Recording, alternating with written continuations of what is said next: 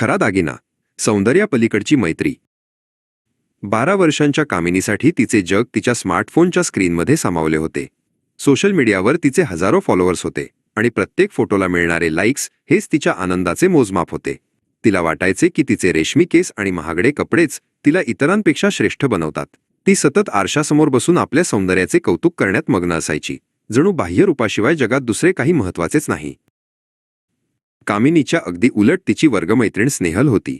स्नेहल दिसायला साधी होती, पण तिचे डोळे नेहमी जिज्ञासेने चमकत असत. तिला विज्ञानातील कूटप्रश्न सोडवण्यात आणि यंत्रे कशी काम करतात हे समजून घेण्यात कमालीचा रस होता. भौतिकशास्त्रातील बलाचे नियम हे तिच्यासाठी कोणत्याही जादुई गोष्टीपेक्षा कमी नव्हते. लोक सौंदर्याची स्तुती करत असताना स्नेहल मात्र निसर्गाच्या रहस्यांचा शोध घेत असे. शाळेच्या विज्ञान प्रदर्शनासाठी लहानगा ईशान्य खूप कष्टाने टूथपिकचे एक मोठे पूल मॉडेल बनवत होता. अचानक त्याचा हात लागला आणि ते मॉडेल कोलमडले. हे पाहून जवळून जाणाऱ्या कामिनीने त्याची मदत करण्याऐवजी त्याची थट्टा उडवली. "बघितलंस ईशान्य, कोतीबाहेरची कामं केली की असं होतं. आता तुझा तो कचरा गोळा कर," असे म्हणून ती हसत निघून गेली. ईशान्यच्या डोळ्यात पाणी आले. स्नेहलने हे सर्व पाहिले. ती धावत ईशान्यकडे गेली आणि त्याच्या शेजारी बसली. "रडू नकोस ईशान्य, आपण हे पुन्हा बनवू शकतो. यावेळी आपण त्रिकोणी रचनेचा वापर करूया, ज्यामुळे पुलाला जास्त ताकद मिळेल," स्नेहल म्हणाली. तिने ईशान्यला विज्ञानातील तणाव आणि संकुचन या संकल्पना समजावून सांगत त्याचे मॉडेल पुन्हा उभे करण्यास मदत केली. ईशान्यचा चेहरा आनंदाने उजळला. शाळेच्या नाटकाची तयारी सुरू असताना एक मोठा अपघात झाला. रंगमंचाच्या मागे असलेला एक जड लाकडी पडदा आणि त्याचा सांगाडा अचानक निखळला. कोणाला काही समजण्यापूर्वीच तो सांगाडा थेट कामिनीवर पडला. कामिनीचा पाय त्या जड लाकडाखाली अडकला आणि ती वेदनेने विव्हळू लागली.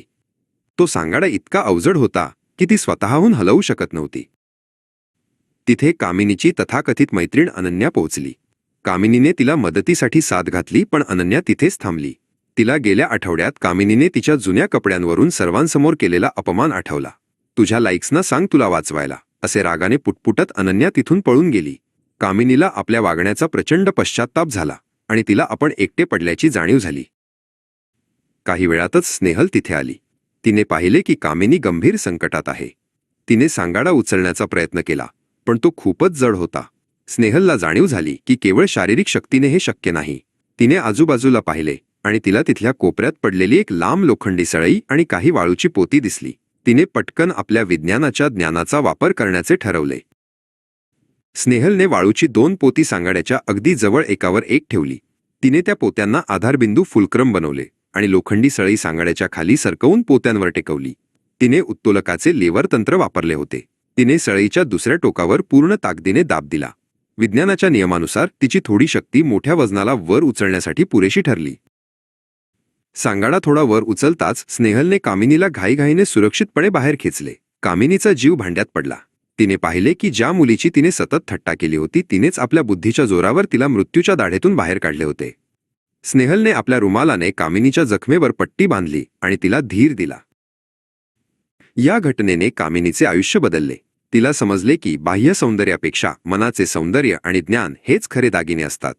संकटाच्या वेळी तिचे फॉलोअर्स किंवा महागडे कपडे नाही, तर स्नेहलचे खरे व्यक्तिमत्व कामाला आले. संकटात धावून येतो तोच खरा मित्र हे तिला आता मनापासून पटले होते. कामिनीने आपला फोन बाजूला ठेवला आणि स्नेहलचा हात हातात धरून तिची माफी मागितली.